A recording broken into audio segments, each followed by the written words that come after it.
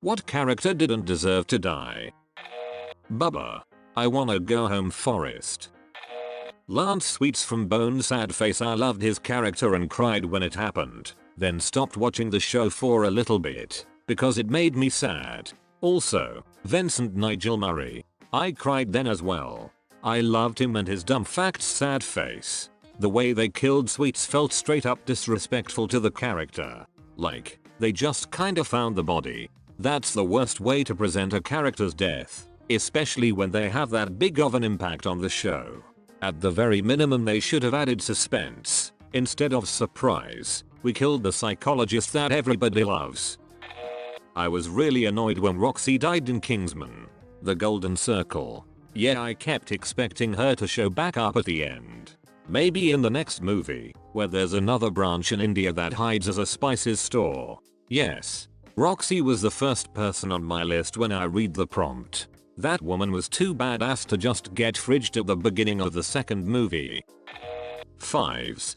No clone should ever have to go out that way. A lot of clones got hard deaths. You could probably name several and you'd be agreed with. Jesse, hard case, Tup, Echo, yes he survived, but that's not the point. 99, Heavy, Waxer, Droid Bait and Cut Up. To name but a few. Dizzy Flores from Starship Troopers. All she ever did was love that stupid Casper Von Dien and Kick-Ass. Pool girl. And Rico just wanted to see her boobs again. We all did. How'd she run out of ammo first when she joined the line last? At least she got a space burial. King Kong. The frick? Leave him the frick on his island. Humans have this unresistible urge to just poke everything with a stick just to see how many pokes it takes to piss whatever they're poking off. I think we get off on making ourselves miserable, honestly. And then they're shocked and angry by the rightfully angered response from the animal being poked. John Marston. Dude found redemption, then was betrayed by the government he helped the whole time. Why did they even betray him in the end? It's been a while since I played. If I recall correctly, if you read the newspapers you get a bit of an idea. There's a character that's running for governor of New Austin that's promised to rid the place of criminals, starting by taking down all famous outlaws, such as Dutch's gang. So they were always going to kill John Marston. They just figured they could blackmail him into doing most of the work going after Dutch's gang. This raises the question. After Ross shot Dutch's corpse after he committed suicide, why didn't he just shoot Marston right then and there too? Furthermore, why didn't he have Abigail executed too? Given that she was part of the gang too. That would have been way easier than just have the army taking care of Marston.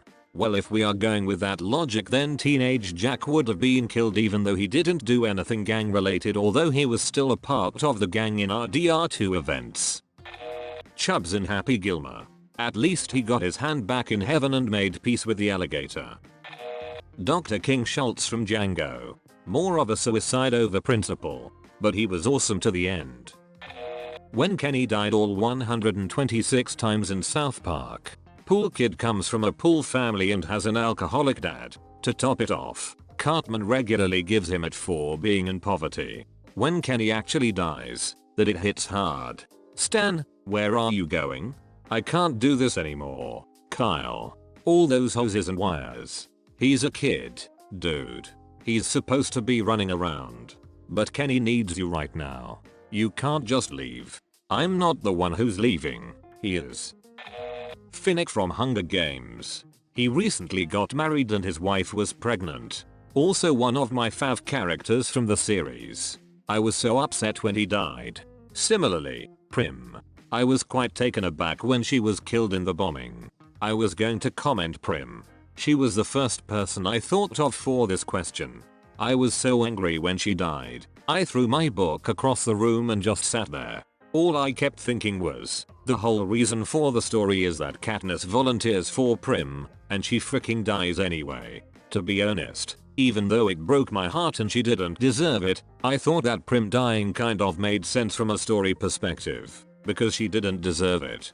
She died because the rebellion decided to bomb a bunch of trapped civilians, and she was innocent. It was one of the most major turning points for Katniss in the story, where she realizes that the rebellion the way it's currently set up has no qualms with slaughtering civilians and will be no better than the Capitol. I felt that it also was very realistic in terms of what war is, because it's not a story where the heroes triumph at the end and everybody leaves. Innocents die in war, and sometimes you can't save what you set out to save. Because it's not a story where the heroes triumph at the end and everybody leaves. I really liked, from a narrative perspective, that Katniss went off to play special forces despite everyone warning her not to, and she basically gets her whole team killed for no real gain. Remus Lupin. Such a gem he was, but at least he could finally be reunited with his friends. It was sad, both with Tonks, because they fought for their child's future, yet never lived long enough to parent Teddy in peace. Bob, Sean Astin, from Stranger Things. Such a nice guy. I was convinced he was going to turn out to be a bad guy somehow. Maybe a spy or something? But nope. He just genuinely was that nice. So did I. From the first time he's introduced, I was like, this freaking Radio Shack nerd is going to be the bad guy. Instead, that freaking Radio Shack nerd had a heart of gold. Ned Stark. But that would have fricked up the plot. As a good and honorable man, he didn't deserve to die. But his actions? If they hadn't gotten him killed, it would have been disingenuous to the story. That's pretty much the point and why he had to die. GRRM wanted to make a point to the reader that being good and honorable won't protect you, and it helps to set the tone for the story to come.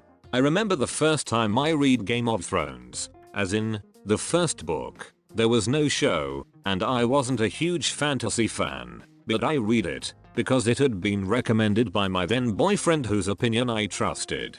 Ned was so clearly the protagonist, and when I got to the last few chapters I kept waiting to read and it was all a dream, and when it didn't I seriously went, what?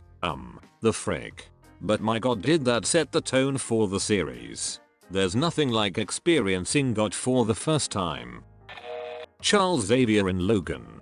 It broke my goddamn heart when Logan was carrying him as he was dying, whispering, "It wasn't me. It wasn't me."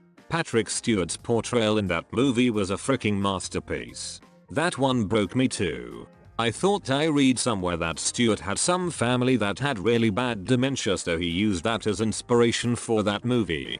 Having seen my father succumb to dementia, Logan was an incredibly difficult watch. Stewart's powerful portrayal is 100% spot on. And it is gutting. I have huge respect for the movie, but cannot bring myself to rewatch it. That I always know who you are. It's just sometimes I don't recognize you. Tadashi from Big Hero 6. He was such a good guy. He just wanted to help and save people. The only reason he died was because he tried to save Callahan from the fire. Plus, I had the biggest crush on him. Shame he died for the wrong person. T-W was his Ms Tarkin. Leslie from Bridge to Terabithia. She was just a freaking kid. She didn't deserve to die so young. Dude, that death hit me so hard that I never watched the movie again. I really love that movie, but the pain is too goddamn real to rewatch it. I had to do a book report for this in 7th grade. I was depressed for a month after reading that part. Then a while later it was made into a movie. I died all over again even knowing it was coming. Why the frick did George Lucas have to kill Kit Fisto and Biggs Darklighter? I had a Kit Fisto action figure when I was a kid, so I decided he was my favorite Jedi and then got pissed when he got killed. Sirius Black sad face. That one was a hammer blow. I remember reading that book knowing that a major character was supposed to die. However, it's so close to the end that I'd thought that I'd fallen for a rumor. Then Sirius gets hit with a non-lethal spell, but takes his final fall anyways. It is one of those times I'm not ashamed of the fact that I bawled my eyes out. After everything he and Harry had already endured, it was just so terrible and so unfair. Mike from Breaking Bad. Shut the frick up.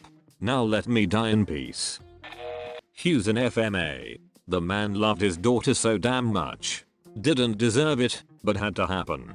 Otherwise we wouldn't have had all that badass Mustang. I mean, those passion snaps on lust? Ugh, gives me chills to think about it. Talking FMA. BH of course. Oh yeah, The Lust takedown is right up there with the Zuko Azula final fight in most epic animated scenes. I mean, the man carved a pentagram into his own damn hand while gutshit. Hard to argue with that.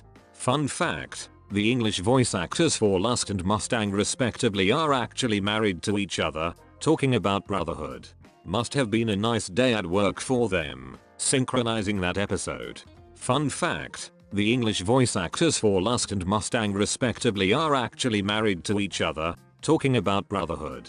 Fun fact, the vast majority of the voices in Brotherhood are the same ones from the original series. Travis and Laura were Mustang and Lust in both. The only major roles that got recast were Alphonse. The VA's was a kid for the original and his voice had changed too much, so they had him do the voice for young Hohenheim when he was a slave. Scar, Markov, Hohenheim, and Breeder.